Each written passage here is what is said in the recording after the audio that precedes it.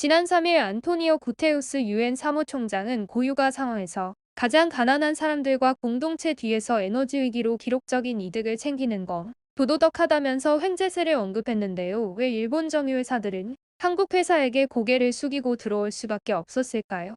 우크라이나 사태로 인해 국제유가가 치솟은 가운데 오히려 정유회사들 막대한 이익을 얻은 것으로 밝혀졌는데요. 1분기 대형 에너지 회사 합산 이익은 1,000억 달러, 우리 돈 130조 원을 육박한다고 밝혔습니다. 이 중에 우리나라 4대 정유회사는 작년 대비 3대 배 늘은 10조 정도로 세계 전체 시장의 13% 정도로 소비 비율과 경제 비율에 비해 매우 높은 이익을 취한 것으로 밝혀졌습니다. 한미일 모두 석유 자원 빈국이면서 정유산업 구조가 매우 유사하다는 특징에서 굉장히 고무적인 수치가 아닐 수 없는데요.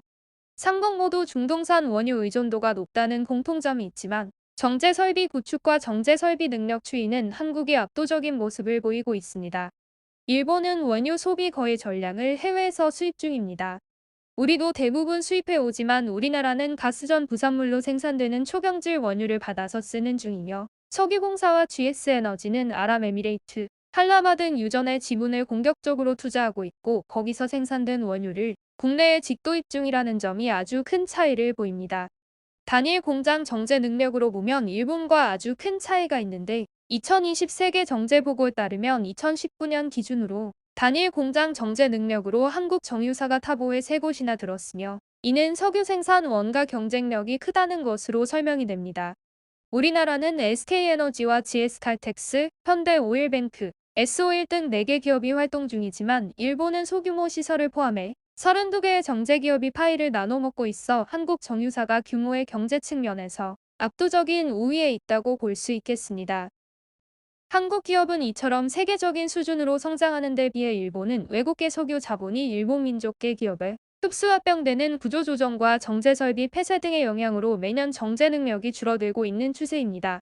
우리나라 기업은 고도화 설비 등 정제 능력 강화에 천문학적인 투자를 계속해서 진행 중이며 이 결과 2018년 이후에는 일본의 정제 능력을 앞질렀습니다.